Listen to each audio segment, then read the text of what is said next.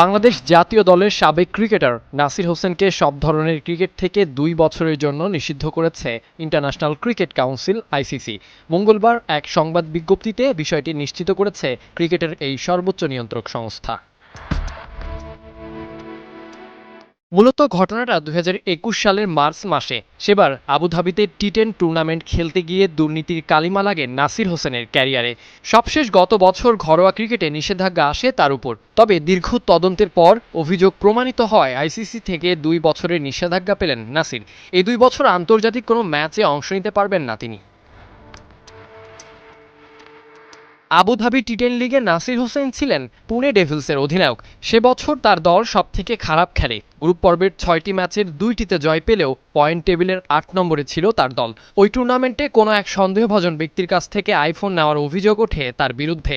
Tournament শেষ হওয়ার পরপরই সম্ভাব্য ক্রিকেটারদের বিরুদ্ধে তদন্ত শুরু করে। একই সাথে তার সঙ্গী ছিলেন আরও কয়েকজন ক্রিকেটার সহ কর্মকর্তারা। মোট ৮ জনের বিরুদ্ধে এই অভিযোগের তদন্ত শুরু করে আইসিসি। আইসিসির তদন্ত চলাকালীন $৭৫০ বেশি মূল্যের সে আইফোন উপহার নেওয়ার কোনো যৌক্তিক কারণ দেখাতে পারেননি।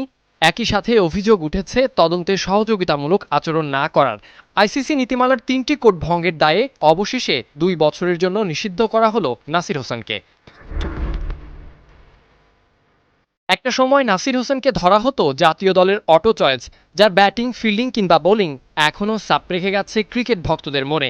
বিতর্কিত কার্যক্রমে নাসির নিজের আত্মমর্যাদার জায়গাটা অনেক আগেই খুইয়েছেন। এখন নিষিদ্ধ হলেন সব ধরনের ক্রিকেট থেকে। নাসির গত বছর ঢাকা ডমিনেটর্সের ক্যাপ্টেন ছিলেন বিপিএলে। এবছর কোনো দলই তাকে কিনতে আগ্রহ দেখায়নি, কারণ ড্রাফটের সময় তিনি ছিলেন ঘরোয়া ম্যাচে নিষিদ্ধ ক্রিকেটার।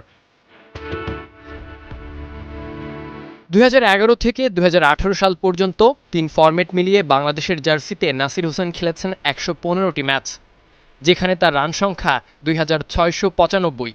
বল হাতে পেয়েছেন ৩৯টি উইকেট। সবকিছু ঠিকঠাক থাকলে ২০২৫-এর ৭ এপ্রিল নিষেধাজ্ঞা থেকে মুক্তি পাচ্ছেন নাসির। ব্যাট বল হাতে আবারও তাকে মাঠে দেখা যাবে, এমনটাই আশা করছেন ভক্তরা। সাদিক আহমেদ সানি, কালবেলা।